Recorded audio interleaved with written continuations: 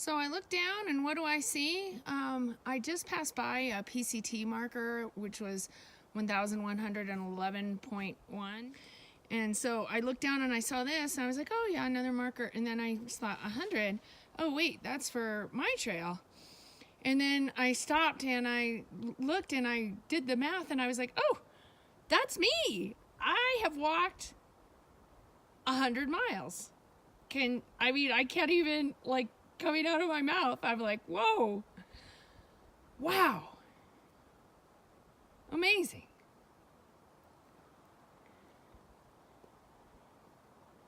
Beautiful. This is what 100 miles looks like.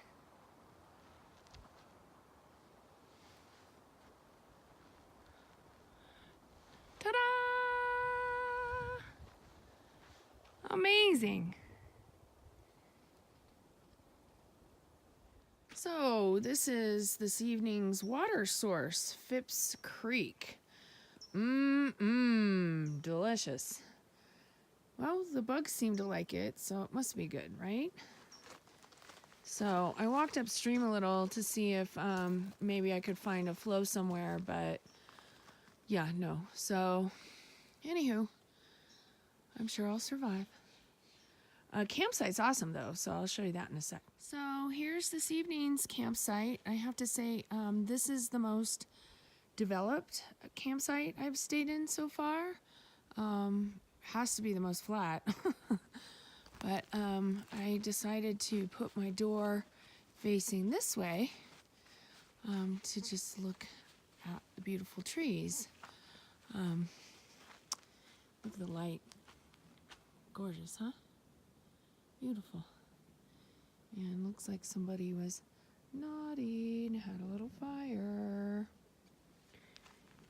Looks like they had one over here too. So there's my setup. I doubt I'm gonna have any neighbors tonight because of the water source, but I'm pretty happy. Actually, this is the earliest I've quit for the day, so plenty of time for yoga and relax, do a little editing, and plan what's gonna happen tomorrow. So there's the tent. Good evening. Okay, so thoughts about today. Let me see. The lakes were gorgeous. I feel like I really set myself up good last night. Everybody had been warning me about Dick's Pass. I only had like 2.5 miles to go before hitting the peak, and I did that first thing this morning, and I mean it was difficult, but it really took the sting out of it, doing it that way, and then coming down, and I have to say the Echo Lake to Lake Aloha, and then actually all the way up to Susie was much more difficult.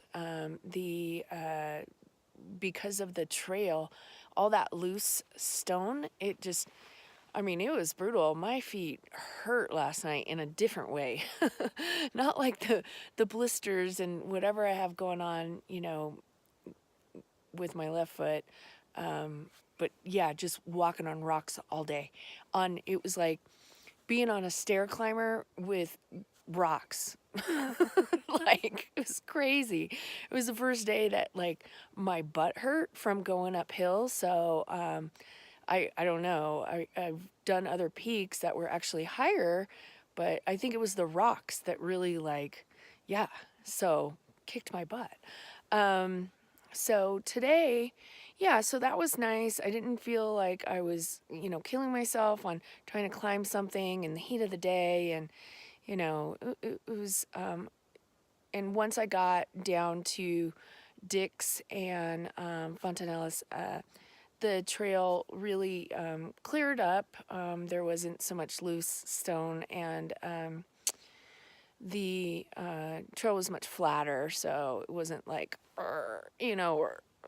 so that was kind of nice. I was able to do these last miles and position myself tonight where I wanted to be to start tomorrow. I wish I was a little bit better positioned with water, but I have what I need, so, and that's really all that matters. But I'm at the bottom of, what I'll climb tomorrow. So, again, setting myself up for climbing that, elevation in the morning when it's cooler. So, and then I think I have fresh water about 5 miles from here or something. So I'm good to go. So today, I saw a lot of birds, especially here where I'm camped. There's a lot of birds. When I was collecting water, um, there were these cute little yellow kind of finch looking things. They were really cute. I don't know what they are. Maybe somebody out there knows.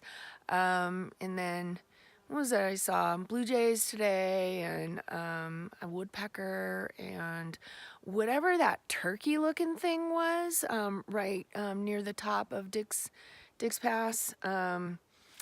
I'm not sure what that was. So maybe somebody else knows and wants to put it in the comments.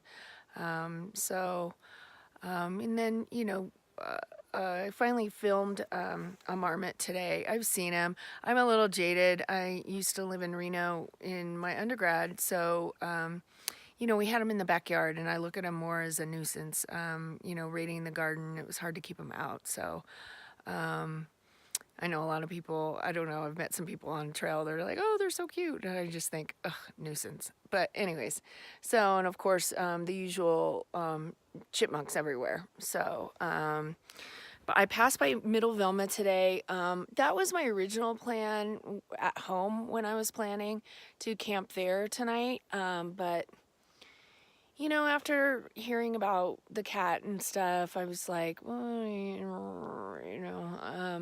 and then too, because I lost that day earlier in the week, I am a little concerned about running out of food. So I wanted to make sure that, because my resupply is in Tahoe City, and I'm still, let me see, 30 miles out-ish. So, supplies are running low. Of course, it probably wouldn't hurt me to lose a couple of pounds, but I think I already have on this trail. My pants seem really loose. So I don't know if that's just, sweating and losing liquid, but hopefully, firming up a little too.